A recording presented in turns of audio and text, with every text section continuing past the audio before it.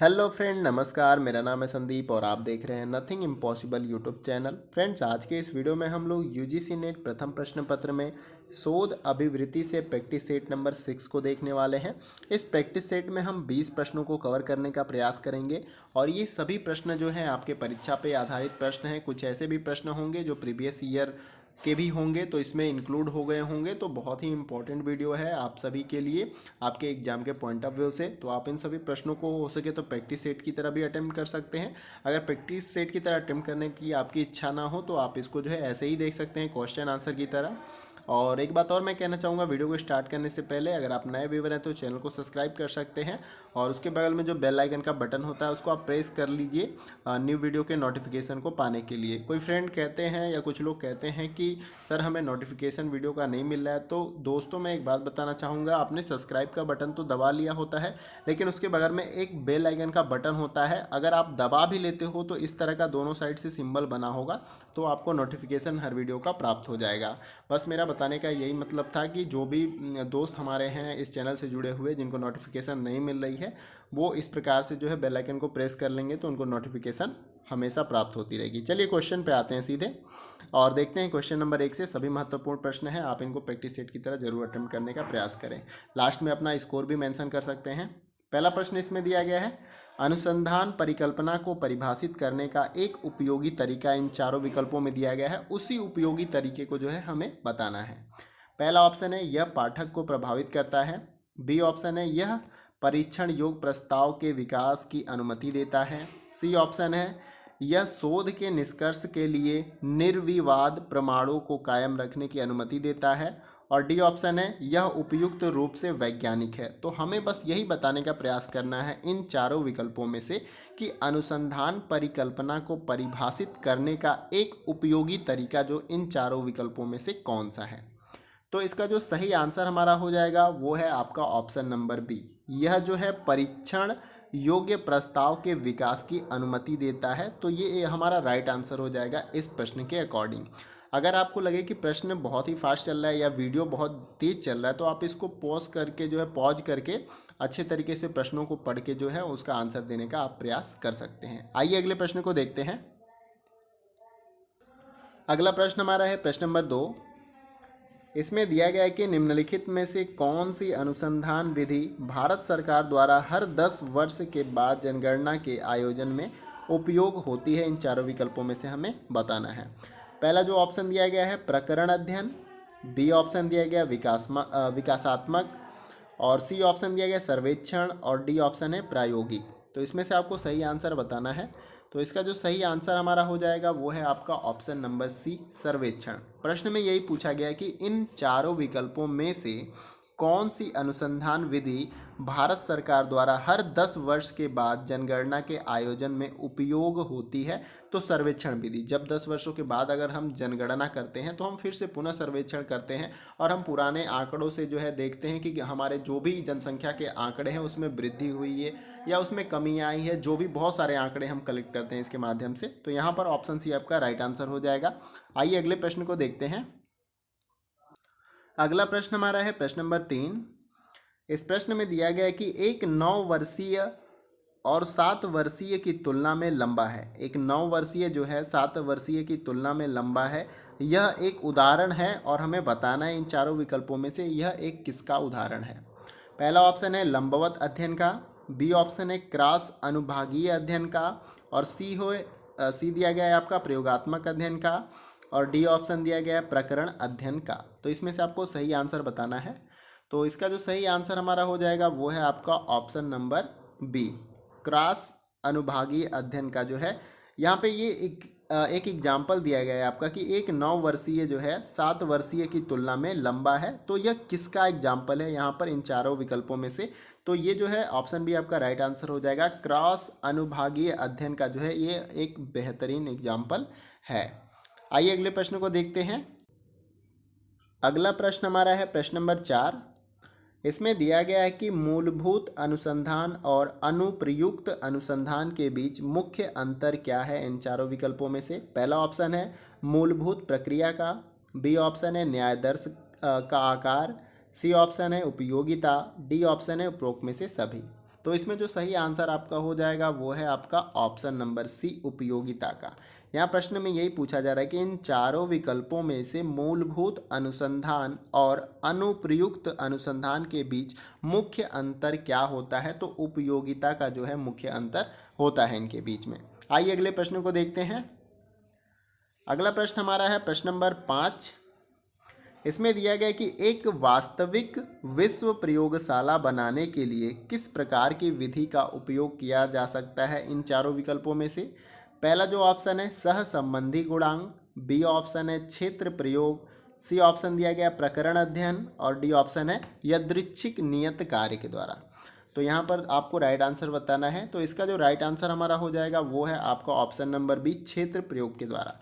यहाँ प्रश्न में यही पूछा गया है कि इन चारों विकल्पों में से एक वास्तविक विश्व प्रयोगशाला बनाने के लिए किस प्रकार की विधि का जो है उपयोग किया जा सकता है। तो क्षेत्र प्रयोग का जो है यहाँ पर उपयोग किया जा सकता है। तो अगर आपने ऑप्शन बी अगर राइट आंसर लगाया तो ये आपका राइट आंसर हो जाएगा। आइए अगले प्रश्न को देखते हैं। अगला प्रश्न हमारा है प्रश्न नंबर 6। इसमें पूछा जा रहा है कि एक शोध अध्ययन में परीक्षा के प्रदर्शन पर इंटरनेट सर्फिंग के प्रभाव को जानने के विश्लेषण में यह पाया गया कि जैसे ही इंटरनेट सर्फिंग जो है, यहाँ पे टाइप में मिस्टेक है, सर्फिंग होगा, इंटरनेट सर्फिंग में प्रयुक्त समय बढ़ता है, परीक्षा प्रदर्शन कमतर होता जाता है। यह अध्ययन एक किसका उदाहरण है, इन चारों विकल्पों में से हमें बताना है। तो यहाँ पर आपका ऑप्शन ए दिया गया प्रयोगात्मक विधि का, बी ऑप्शन दिया गया सहसंबंधी अनुसंधान का और सी ऑप्शन है प्रकरण अध्ययन का और डी ऑप्शन है उपरोक्त में से कोई नहीं। तो इसका जो सही आंसर हमारा हो जाएगा वो है आपका ऑप्शन नंबर बी, सहसंबंधी अनुसंधान का जो है यह एक बेहतर एग्जाम्पल है। आइए अगले प्रश्न को देखते हैं। अगला प्रश्न हमारा है प्रश्न नंबर 7। इस प्रश्न में दिया गया है कि सामाजिक विज्ञान में सिद्धांत और मानव कार्य की व्याख्या की विधि किसके साथ जुड़ी हुई है इन चारों विकल्पों में से। पहला ऑप्शन है धर्मशास्त्र, दूसरा ऑप्शन है आपका हेरमेन्यूटिक्स और सी ऑप्शन है ऑन्टोलॉजी और फिर डी ऑप्शन है उपरोक्त में से कोई नहीं। तो इसमें से आपको सही आंसर देना है।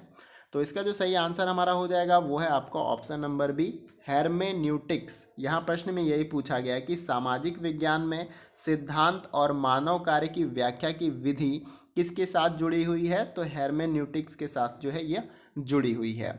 आइए अगले प्रश्न को देखते हैं। अगला प्रश्न हमारा है प्रश्न नंबर 8। इसमें दिया गया है कि एक शोधकर्ता द्वारा लोगों के मूल निवास में सामाजिक व्यवहार का अवलोकन करने के लिए कौन सी अनुसंधान विधि का उपयोग किया गया है इन चारों विकल्पों में से। पहला जो ऑप्शन है प्रकरण अध्ययन, बी ऑप्शन है प्रयोगात्मक विधि, सी ऑप्शन है सहसंबंधी अध्ययन और डी ऑप्शन है प्राकृतिक अवलोकन। तो इस प्रश्न का जो है आपको सही आंसर बताना है। तो इसका जो सही आंसर हमारा हो जाएगा वो है आपका ऑप्शन नंबर डी, प्राकृतिक अवलोकन। प्रश्न में यही पूछा गया है कि इन चारों विकल्पों में से एक शोधकर्ता द्वारा लोगों के मूल निवास में सामाजिक व्यवहार का अवलोकन करने के लिए कौन सी अनुसंधान विधि उपयोग किया गया है इसमें। तो यहाँ पे प्राकृतिक अवलोकन का जो है उपयोग किया गया है। यहाँ पर ऑप्शन डी राइट आंसर हो जाएगा। आइए अगले प्रश्न को देखते हैं। अगला प्रश्न हमारा है प्रश्न नंबर 9। इसमें पूछा जा रहा है कि दो चरों के अध्ययन के विषय में जब एक चर मूल्य में ऊपर और दूसरा नीचे चला जाता है तो उसे किस रूप में जाना जाता है। इन चारों विकल्पों में से आपको बताना है। पहला जो ऑप्शन है सकारात्मक सहसंबंध, बी ऑप्शन है कोई सहसंबंध नहीं है, सी ऑप्शन नकारात्मक सहसंबंध और डी ऑप्शन है अस्थिर सहसंबंध। तो इसमें जो आपका सही आंसर हो जाएगा वो है आपका ऑप्शन नंबर सी, सकारात्मक सहसंबंध। अगर आपने ऑप्शन सी राइट आंसर लगाया तो ये आपका राइट आंसर हो जाएगा। आइए अगले प्रश्न को देखते हैं। अगला प्रश्न हमारा है प्रश्न नंबर 10। इसमें दिया गया है कि सर्वेक्षण अनुसंधान के संदर्भ में निम्नलिखित कदमों या स्टेपों को किसी निश्चित क्रम में जो है लिया जाता है। इन चारों में हमें बताना है। यहाँ पे सर्वेक्षण या अनुसंधान के संदर्भ में कुछ स्टेप दिए गए हैं, उसको हमें सही ऑर्डर में लगाने का जो है प्रयास करना है। पहला जो दिया गया है आपका नमूनों का चयन, दूसरा दिया गया निष्कर्ष और आपका तीसरा दिया गया तथ्यों का विश्लेषण, चौथा दिया गया तथ्यों का संग्रह। तो इसको आपको सही ऑर्डर में लगाना है और नीचे आपको कूट्स दिए गए हैं। अगर जो भी आपका ऑर्डर इसमें मैच करता है उस ऑप्शन को आप राइट टिक लगा सकते हैं। तो इसका जो सही आंसर हमारा हो जाएगा वो है आपका ऑप्शन नंबर बी। यानी कि पहले आपका आएगा नमूनों का चयन, फिर आपका क्या आएगा, फिर उसके बाद ये चौथा आपका यानी दूसरे नंबर पे ये आ जाएगा आपका तथ्यों का संग्रह। जब हम नमूने का चयन कर लेते हैं तो उनसे जुड़े तथ्यों का हम क्या करते हैं, संग्रह करते हैं। उसके बाद से तीसरे नंबर पे आएगा आपका तथ्यों का विश्लेषण, फिर आपका जो है चौथे नंबर पे आ जाएगा निष्कर्ष। यानी जब हम तथ्यों का विश्लेषण कर लेते हैं तो उसके बाद हमें निष्कर्ष प्राप्त हो जाता है। तो पहले क्या आएगा आपका, पहले आपका आएगा नमूने का चयन, फिर उसके बाद आएगा आपका दूसरे नंबर पे तथ्यों का संग्रह, फिर तीसरे नंबर पे आएगा आपका तथ्यों का विश्लेषण और चौथे नंबर पे आप निष्कर्ष प्राप्त कर लोगे। तो यहाँ पर ऑप्शन बी राइट आंसर हो जाएगा, क्योंकि इस कूट के अकॉर्डिंग जो है ये ऑप्शन राइट है। आइए अगले प्रश्न को देखते हैं। अगला प्रश्न हमारा है प्रश्न नंबर 11। इसमें दिया गया है कि एक शोध समस्या किन परिस्थितियों में संभव है, इन चारों विकल्पों में से बताना है। पहला ऑप्शन दिया गया उपयोगिता और प्रासंगिकता, बी ऑप्शन है खोज योग्य है, सी ऑप्शन ज्ञान में जो है कुछ नया जोड़ना, और डी ऑप्शन है उपरोक्त में से सभी। तो इसमें जो हमारा सही आंसर हो जाएगा प्रश्न नंबर 11 में वो आपका हो जाएगा ऑप्शन नंबर डी, उपरोक्त में से सभी सही है। प्रश्न में ये पूछा गया है कि एक शोध समस्या किन परिस्थितियों में संभव होती है। तो इन चारों विकल्पों में से हमें यही बताने का प्रयास करना था कि एक जो शोध समस्या होती है किन परिस्थितियों में जो है वो पूरी तरह से संभव हो पाती है। तो यहाँ पर पहला भी सही हो जाएगा उपयोगिता, और अगर प्रासंगिकता है तो उस परिस्थिति में जो है शोध जो है संभव हो सकता है। बी ऑप्शन खोज योग्य है तो भी आपका संभव हो सकता है ये। अब फिर सी ऑप्शन दिया गया ज्ञान में कुछ नया जोड़ने, इसलिए भी जो है शोध किया जाता है। तो इस प्रकार से ऑप्शन डी आपका राइट आंसर हो जाएगा उपरोक्त में से सभी। आइए अगले प्रश्न को देखते हैं। अगला प्रश्न हमारा है प्रश्न नंबर 12। इसमें दिया गया कि अनुसंधान की दिशा में पहला कदम क्या होता है। इन चारों विकल्पों में से बताना है कि अगर आप अनुसंधान कर रहे हैं तो आपका पहला स्टेप क्या होगा इन चारों विकल्पों में से। पहला ऑप्शन दिया गया है एक समस्या का चयन करना, बी ऑप्शन एक समस्या की खोज करना, सी ऑप्शन एक समस्या का पता लगाना, डी ऑप्शन एक समस्या की पहचान करना। तो यहाँ पर जो है आपका राइट आंसर हो जाएगा वो है आपका ऑप्शन नंबर सी, एक समस्या का पता लगाना। आपने समस्या का पता लगा लिया, फिर उसका आप चयन करते हो, तब जाके आगे के जितने भी आपके अनुसंधान के प्रोसेस होते हैं उनको आप फॉलो करते हैं। तो पहले आपको एक समस्या को फाइंड आउट करना है, उसको पता लगाना है। आप जिस भी विषय से हो, कोई भी विषय से आप किसी टॉपिक पे जो है रिसर्च करने जा रहे हो तो आपको पहले समस्या का पता लगाना होता है, उसके बाद जो है उसके आगे के स्टेप को जो है फॉलो किया जाता है। तो अगर आपने ऑप्शन सी राइट आंसर लगाया तो ये आपका राइट आंसर हो जाएगा। तो यहाँ पर एक और ऑप्शन दिया गया है, ऑप्शन ए एक समस्या का चयन करना। अगर ये ऑप्शन इसमें सी नहीं दिया होता तो आप इसको भी लगा सकते थे, लेकिन उससे उचित ये जो है विकल्प हमारा ऑप्शन सी हो जाएगा। ठीक है, आइए अगले प्रश्न को देखते हैं। अगला प्रश्न हमारा है प्रश्न नंबर 13। इसमें दिया गया कि निम्नलिखित कथनों में से कौन सा कथन सत्य है। तो इन चारों विकल्पों में से एक कथन सत्य है, बाकी गलत है, लेकिन हमें सही कथन का पता लगाना है।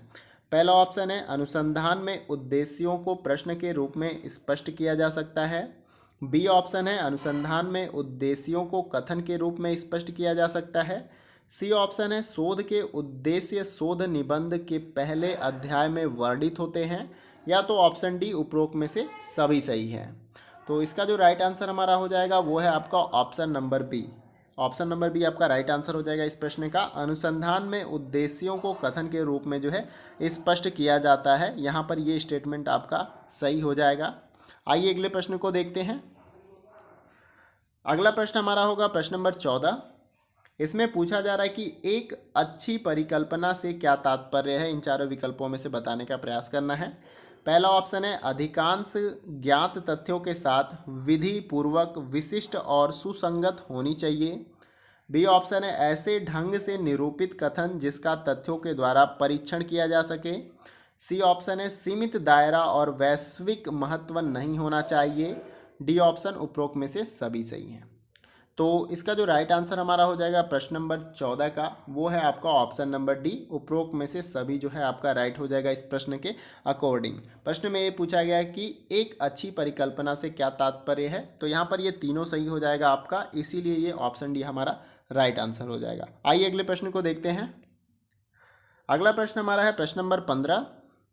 इसमें दिया गया है कि निम्नलिखित में से किस में उपकल्पना का वर्णन नहीं किया जा सकता है, इन चारों विकल्पों में से बताना है। पहला ऑप्शन है शून्य और प्रश्न रूप में, बी ऑप्शन दिया गया है घोषणात्मक शब्दों में, सी ऑप्शन दिया गया है सामान्य परिभाषिक शब्दों में, और डी ऑप्शन दिया गया उपरोक्त में से कोई सही नहीं है। तो यहाँ पर जो आपका राइट आंसर हो जाएगा वो है आपका ऑप्शन नंबर सी, सामान्य परिभाषिक शब्दों में। प्रश्न में यही पूछा गया कि इन चारों विकल्पों में से किसमें उपकल्पना का वर्णन नहीं किया जा सकता है, तो सामान्य परिभाषिक शब्दों में जो है इसका वर्णन नहीं किया जा सकता है उपकल्पना का। तो अगर आपने ऑप्शन सी राइट आंसर लगाया तो ये आपका राइट आंसर हो जाएगा। आइए अगले प्रश्न को देखते हैं।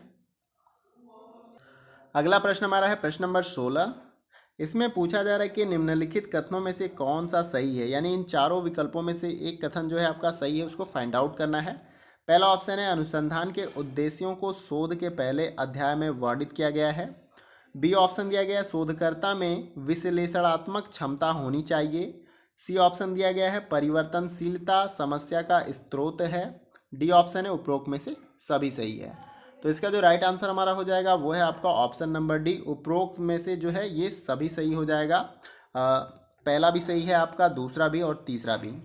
तो इसके अकॉर्डिंग जो ऑप्शन डी आपका राइट आंसर हो जाएगा। कभी कभी ऐसे प्रश्नों में जो है एक ही ऑप्शन आपका सही होता है, लेकिन कभी कभी जो है तीनों जो भी तीन स्टेटमेंट दिए गए होते हैं ABC, वो तीनों जो है सही हो जाते हैं। तो इस तरह से आपका कॉन्सेप्ट अच्छे से क्लियर रहेगा, तो इस प्रकार के प्रश्न को जो है आप आसानी के साथ सॉल्व कर लोगे। आइए अगले प्रश्न को देखते हैं। अगला प्रश्न हमारा है प्रश्न नंबर 17।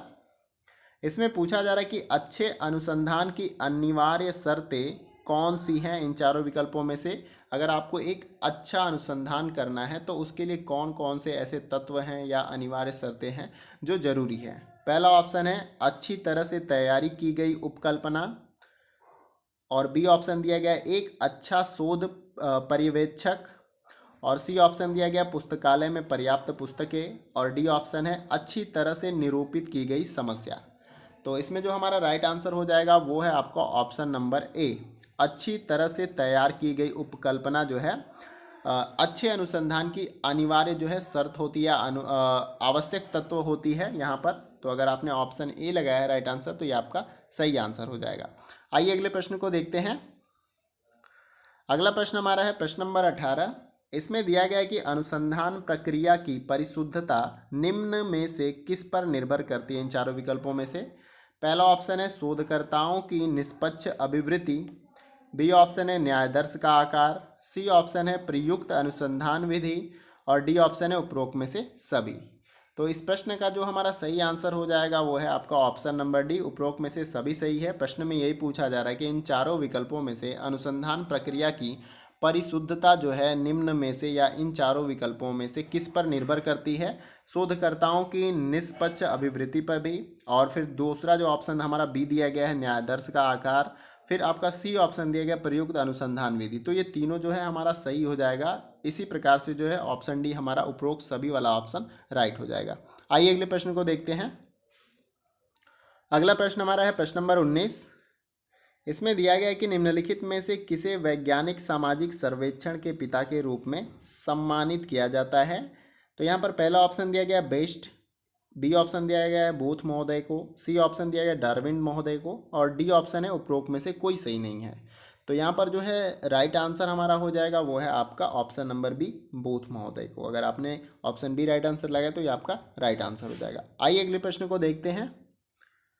अगला प्रश्न हमारा है प्रश्न नंबर 20, और ये वीडियो का लास्ट प्रश्न होगा। जैसा कि मैंने स्टार्टिंग में आपको बोला था कि इस वीडियो में हम 20 महत्वपूर्ण प्रश्नों को शोध अभिवृत्ति के जो है देखने वाले हैं।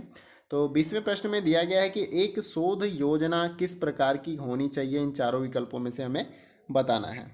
पहला ऑप्शन दिया गया विस्तृत होनी चाहिए, बी ऑप्शन दिया गया समीक्षा और टिप्पणियों के लिए दूसरों के समक्ष रखना चाहिए, सी ऑप्शन है शोध अध्ययन के लिए तर्कशील हो, फिर डी ऑप्शन है उपरोक्त में से सभी सही है।